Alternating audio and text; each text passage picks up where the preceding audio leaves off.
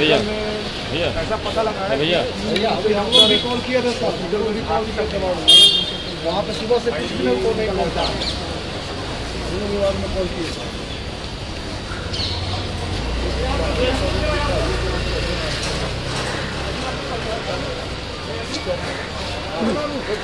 हारून जी को बुलाओ। इनके पापा टीचर है, फादर है सर। इनके ये बेटा ये इनके ठीक है। बहुत टाइम हो गया, पापा कह रहे हैं कि मुझे यहाँ से निकालो, सही ट्रीटमेंट नहीं हो रहा है, उनका ऑक्सीजन गलत बताया जा रहा है, रिपोर्ट भी गलत बताया जा रहा है। ये भी लिखाया गया है 52, अब यहाँ 67 है, 70 है उनको ऑक्सीजन लेवल रिपोर्ट में बताया जा रहा है 99। हम लोग चेक कर रहे हैं तो बता रहा है 67 ऑक्सीजन लेवल। उनका गड़बड़ है। जो जान बचाने वाली है, जो जान बचाने वाली है वो भी नहीं बचाई जा रही है। आप क्या चाहते हैं? उनकी लापरवाही, बस प्रॉपर इलाज चाहते हैं हम। अगर डॉक्टर ले रहे हैं जिम्मेदारी तो उनको कीजिए। अब जब विजिट ही नहीं करेंगे तो कैसे होगा? कहाँ से हैं आप लोग? हम वैशाली जिला से। मेरे पापा जो हैं वो टीचर हैं। ये बिहार सरकार में कोऑर्डिनेटर है इनके पापा, एग्रीकल्चर कोऑर्डिनेटर। क्या दिक्कत आ रही? एडमिट है, कोई मीनिंग नहीं यहाँ पर। मीनिंग नहीं, बेचैनी जैसा बोल रहे हैं कि है। और वो इलाज चल रहा है उनका? जी इलाज हो रहा है अभी।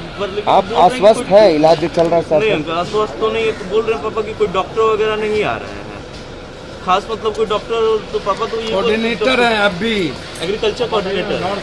दवाई देता कैसे हो? इस तरह की समस्या क्यों आ रही है? इस तरह सर मैंने आपको पहले भी कहा कि वार्ड बॉय कोई टच करने को किसी को तैयार नहीं। मरने के बाद अनाउंस कर देगा, सीधा कहता है कि आप ले जाइए, हम नहीं छुएंगे। जबकि सरकार उसके बाद सर कोई, मैंने पहले भी कहा आपको कि आप ऐश्वर्या राय और मिस वर्ल्ड बन करके आम आदमी की सेवा नहीं कर सकते। आपको पेन लेना पड़ेगा उसके बच्चों की तरह। सर कोई मतलब आपको आश्चर्य होगा सर। सीनियर डॉक्टर तो भूल जाइए। और लैट्रिन बाथरूम की स्थिति यह है कि कोरोना से पहले हैजा से मर जाएगा। सर बेड पर जो सीनियर सिटीजन है उसको कोई उसका लैट्रिन बाथरूम साफ करने वाला नहीं है। सर सुई देने को कोई तैयार नहीं है। मैंने पहले कहा कि बीएमसीएच को ऑटोनोमस बॉडी बनाओ, कंप्लीट ऑटोनोमस करो आईजीएमएस और एम्स की तरह। एनएमसीएच तो किसी को ज्यादा ही नहीं चाहिए। मैंने कहा वो मौत का कुआं है और वहां पर जल्लाद लोग बैठे हैं मारने के लिए पहले से। और सरकार ने तो शमशान को सजा दिया है दुल्हन की तरह। आप जाइए, अब तो कल से ये बात हो गई, लाइन लगने की जरूरत नहीं है, पहले से ही तैयार है। पहले से तैयार है। आप जाइए, अपने बाप को अपने बेटे को वहां जाकर के मार दीजिए, जला दीजिए। इससे ज्यादा मैं नहीं कह सकता हूं कुछ। जाइए और अपने बाप को जलाइए, अपने बेटे को जलाइए, अपनी माँ को जलाइए, बस जलाइए। No oxygen, no remdesivir, no जीवन रक्षक दवाई, नो बेड, नो डॉक्टर, कुछ नहीं। और जो कंट्री अपने देश में आम आदमी को एक सुई के लिए तरपा दे और ऑक्सीजन के लिए, उस सरकार पर, उस व्यवस्था पर नरसंहार का केस दर्ज होना चाहिए। कोई जनप्रतिनिधि हम होते ना तो हम भी जल्लाद बन गए होते ना, हम भी रावण और कंस बन गए। लेकिन लोगों को चाहिए कि सबके अपने कर्तव्य का पालन करना चाहिए। सर वो लोग पैदा हुए हैं सिर्फ चुनाव में पैसे लगाने के लिए और चुनाव में दिखने के लिए, चुनाव में नफरत पैदा करने के लिए। आप यहाँ किस लिए? बाद आप यहाँ किस लिए आए? सर ये मेरा वे है, वे ऑफ लाइफ है, मेरे जीवन का तरीका है, अन्यथा मैं मर जाऊंगा। यदि मेरी माँ, मेरे फादर, मेरा बेटा बीमार होता तो मैं क्यों आता? मेरे लिए ये मेरी फीलिंग है, ये मेरे अपने हैं और मुझे इनके लिए जीना है। जिसके पास एक ऑक्सीजन न हो लोगों की जिंदगी बचाने के लिए, किस सरकार की बात करें? लेकिन नहीं, सरकार के अलावे का क्या मतलब? तो इसका मतलब ये है कि सारे लोग यहाँ पे आ रहे हैं। आप इनमें कोलैप्स है बिल्कुल। क्या हो गया मॉडल दिल्ली? क्या करें बोलिए? क्या हो गया अरविंद के नरेंद्र मोदी जी का दिल्ली? 24 आदमी ऑक्सीजन से वहां मरते हैं। यहाँ एक ऑक्सीजन का दाम कितना हो गया? मिनिमम 40,000, 60,000, 7,000 छोटा ऑक्सीजन। ब्लैक होल शुरू हो गया होना, ऑक्सीजन कहीं मिलता नहीं है। आज भी आया हुआ है कि उनके पास ऑक्सीजन का रॉ मटेरियल तक नहीं है। 35,000, 40,000, 60,000, 70,000। आप एनएमसीएच में चले जाइए, एक भी डॉक्टर, एक भी नर्स नहीं मिलेंगे। ऐश्वर्या राय और मिस वर्ल्ड बन करके हम सेवा नहीं कर सकते हैं।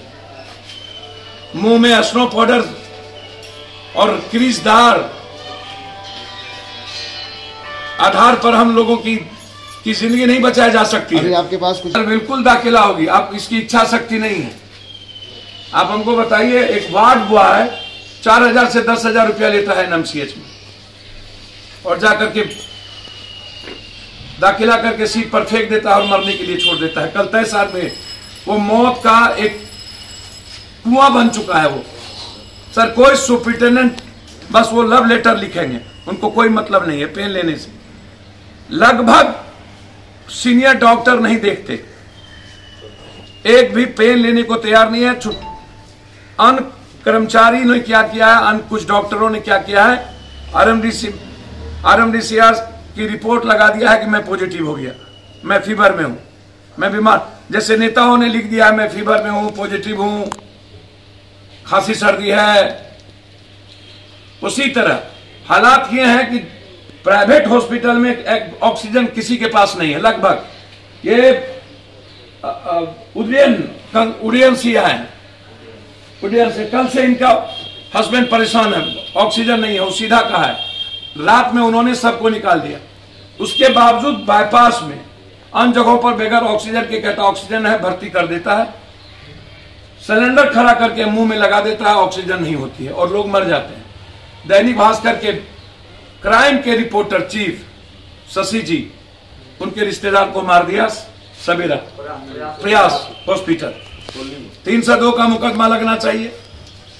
एक आर्मी मैन जो कल हमको एनएमसीएच में मिले, पहले पारस फिर न्यूज सेंट्रल, वहां 2 लाख रुपया लिया और वहां पर उसके हस्बैंड की स्थिति बुरी। जब हम गए बहुत रेलवे हॉस्पिटल जस्ट पटना के पश्चिम, 2 भाई की लाश, एक भाई आज अखबार भी छापा है सब लोगों ने, एक भाई कोरोना से डेथ कर गया, दूसरा भाई देख करके हार्ट अटैक कर गया, वो नीचे गिर गया। जो काम सरकार और सिस्टम को करना चाहिए वो पप्पू यादव को करना पड़ रहा है। सर, सरकार का क्या मतलब? साल भर से सरकार क्या कर रही थी? डबल ट्रिपल ऑक्सीजन, जब इतनी बड़ी महामारी की उनकी आशंका थी, और जब हम आज कह रहे हैं कि मई में 2 लाख से 5 लाख 10 लाख की स्थिति होगी, और कोमर रोकने वाली बात, जब मौत का तांडव और मौत से पहले सजा दिया गया हो शमशान में लकड़ी बिछा करके कि किसी को लाइन में ना लगना पड़े, आए और मौत पे डाल दो। मतलब मौत का तस्वीर देखने के लिए सरकार है, मौत का नंगा नाच। इस स्वास्थ्य विभाग को आप पर 302 का मुकदमा होना चाहिए। इन लोगों ने महानरसंहार किया है सर।